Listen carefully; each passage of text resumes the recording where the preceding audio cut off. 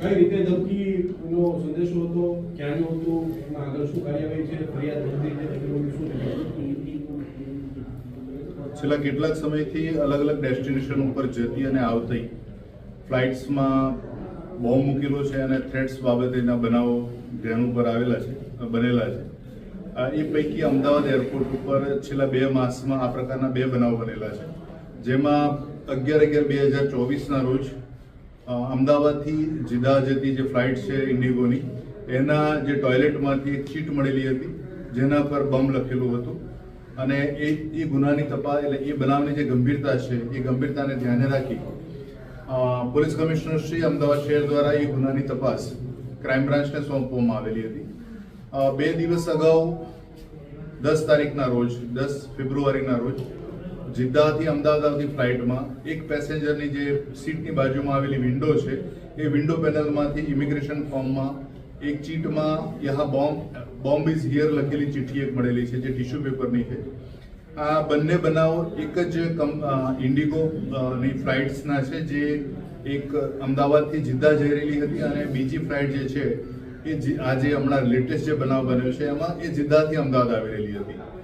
આ બંને બનાવોની તપાસ હાલ ક્રાઇમ બ્રાન્ચ દ્વારા હાથ ધરવામાં આવી રહેલી છે. અને જે પ્રકારની એસઓપી જે છે કે પ્લેન ટેક ઓફ થાય અને લેન્ડ થાય એ પછીની જે અગાઉની અને લેન્ડ થયા પછીની જે એસઓપી છે એ પ્રકારની તપાસ કરતા બંને પ્લેનના જે ક્રૂ મેમ્બર્સ છે, પાયલટ્સ છે, પેસેન્જર્સ છે, લોડર્સ છે, ઇવન જે પ્લેન લેન્ડ થતા પહેલા અને ટેક ઓફ થતા પહેલા જે BDDS ચેક કરવામાં આવે છે અને ક્લિનિંગ સ્ટાફ જે છે, આ તમામ પ્રકારના તમામ લોકોની ડિટેલમાં ઇન્ટ્રોગેશન હાથ ધરવામાં આવેલું છે.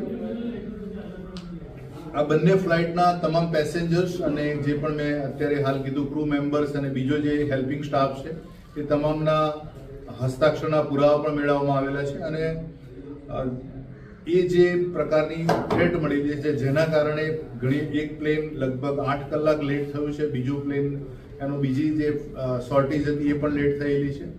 અને આ જે ઇન્વેસ્ટિગેશન છે એમાં ફોરેન્સિક એક્સપર્ટ્સની પણ મદદ લેવામાં આવી રહેલી છે અને હેન્ડરાઇટિંગ એક્સપર્ટ્સના ઓપિનિયન આવ્યા બાદ આમાં મહત્વની કડીઓ મળવામાં આવનાર છે.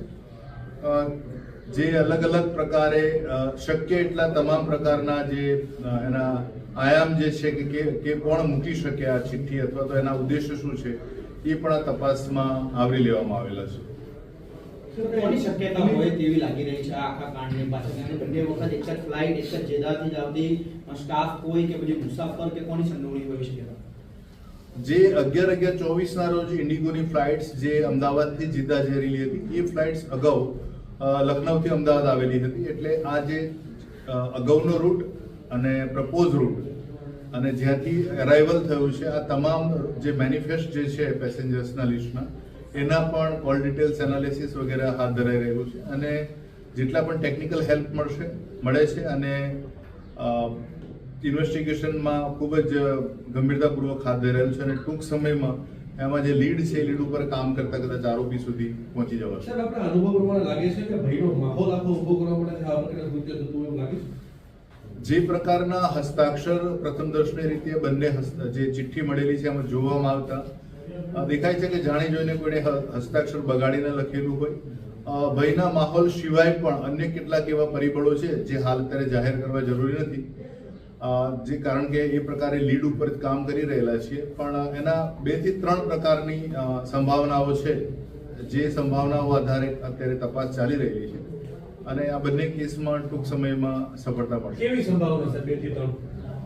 કારણ કે આ જે પ્લેન્સના બંને પ્લેન જે છે એના જે પ્રીવિયસ જે શોર્ટેજ જે હતા એના ફ્લાઇટ્સના, દાખલા તરીકે જીદ્દાથી અમદાવાદ જે ફ્લાઇટ આવી છે તો એની જે એસઓપી છે કે પ્લેન લેન્ડ થયા પછી એનું ક્લિનિંગ થાય છે, એનું BDDS ચેક થાય છે અને ત્યારબાદ એના સર્ટિફિકેટ્સ અથવા તો એ લોકોના જે પણ પ્રોસિજર પ્રમાણે ઓકે આપવામાં આવે ત્યારબાદ જ પેસેન્જર પ્લેનમાં બેસતા હોય છે.